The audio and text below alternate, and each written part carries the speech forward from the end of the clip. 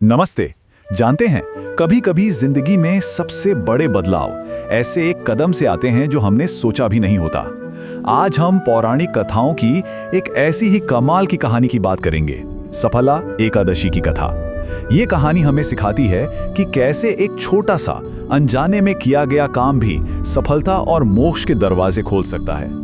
तो सबसे बड़ा सवाल ये है कि क्या भक्ति के लिए नियत का होना जरूरी है, या फिर बिना जाने समझे किया गया कोई पवित्र काम भी उतना ही असरदार हो सकता है? यही सवाल हमारी आज की कहानी के बिल्कुल दिल में है। तो चलिए, कहानी शुरू होती है चंपावती नगरी से, जहां एक राजकुमार के अपने ही कर्म उसे बर्बादी के रास्ते पर ले जा रहे थे। ये थे राजा महिष्मत के सबसे बड़े बेटे लुम्पक। वो महापापी और दुराचारी था।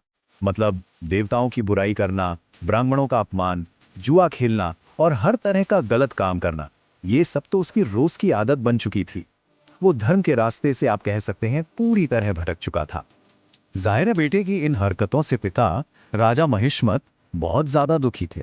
आखिरकार एक पिता के लिए कितना मुश्किल रहा होगा।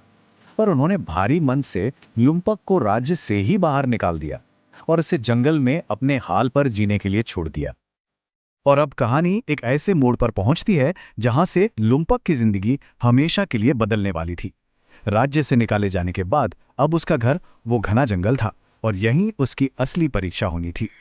तो हुआ ये कि लुम्पक ने एक बहुत पुराने पवित्र पीपल के पेड़ के नीचे अपना ठिकाना बना लिया। वही पेड़ जिसे देवता भी पूजते हैं।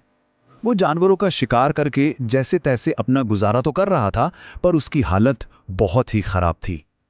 और बस यहीं से कहानी का सबसे सबसे जरूरी हिस्सा शुरू होता है। लुम्पक ने बिना किसी इरादे के अनजाने में ही एक बहुत बड़ा पवित्र काम कर डाला। देखिए हुआ क्या, सब कुछ अनजाने में हुआ। पौष महीने की दशमी की रात थी।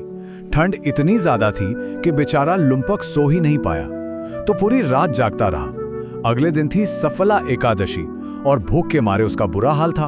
उसे खाने को कुछ मिला ही नहीं, तो इस तरह ना चाहते हुए भी उसका जागरण भी हो गया और व्रत भी। अब भूख से तो जान निकल रही थी, तो दोपहर के वक्त उसने पेड़ के नीचे कुछ गिरे हुए फल उठाए और पूरी तरह से हार कर उसने बस वो फल भगवान को चढ़ा दिए, ये कहते हुए, हे भगवान, ये फल आपको अर्पण करता हूं। सोचिए, ये अनजाने में ही सही, पर एक पूरी तरह से सरेंडर का पल था।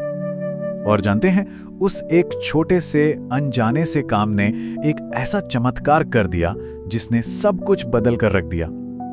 अगली सुबह जैसे ही सूरज निकला, एक चमत्कार हुआ। लुम्पक के ठीक सामने एक दिव्य घोड़ा और रथ आकर खड़े हो गए और तभी आसमान से एक आवाज आई, आकाशवाणी हुई, हे पुत्र, तुम्हारे सारे पाप नष्ट हो गए हैं। अब अपने पिता के पास लौट जाओ और राज्य का सुख भोगो। तो जरा देखिए, लुम्पक में कितना बड़ा बदलाव आया। कहां वो राजकुमार जो महापापी था, जिसे देश निकाला मिल गया था, और कहां अब वो एक धर्म पर चलने वाला राजा बन गया था। उसने अपनी बाकी की जिंदगी भगवान विष्णु की भक्ति में गुजारी और आखिर में उसे मोक्ष भी मिला। तो आखिर लुम्पक की इस कहानी से हमें क्या पता चलता है? चलिए अब जरा इस व्रत के पीछे का गहरा मतलब समझते हैं, जिसे हम सफला एकादशी के नाम से जानते हैं। देखिए, सफला नाम का मतलब ही है सफलता देने वाली। ये एकादशी भगवान विष्णु को समर्पित है और ऐसा माना जाता है कि इसे रखने से इंसान को अपने हर काम में सफलता मिलती है, बिल्कुल वैसे ही जैसे लुम्पक को अपना खोया हुआ राज्य वापस मिल गया। और इस व्रत की ताकत का अंदाजा आप इसी बात से लगा सकते हैं। पद्म पुराण में कहा गया है कि एक सफला एकादशी का व्रत 5000 साल की तपस्या के बराबर फल देता है। सोचिए जरा, 5000 साल। तो कुल मिलाकर देखें तो ये व्रत पाप खत्म करता है, हर काम में कामयाबी दिलाता है, भगवान विष्णु का आशीर्वाद मिलता है और आखिर में मोक्ष का रास्ता भी खोलता है।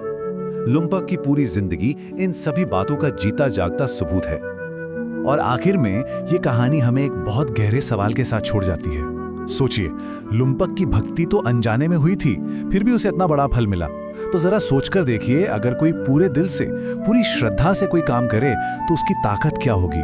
हमारे जीवन में कामयाबी और बदलाव के लिए आखिर ये विश्वास, ये आस्था कितनी जरूरी है।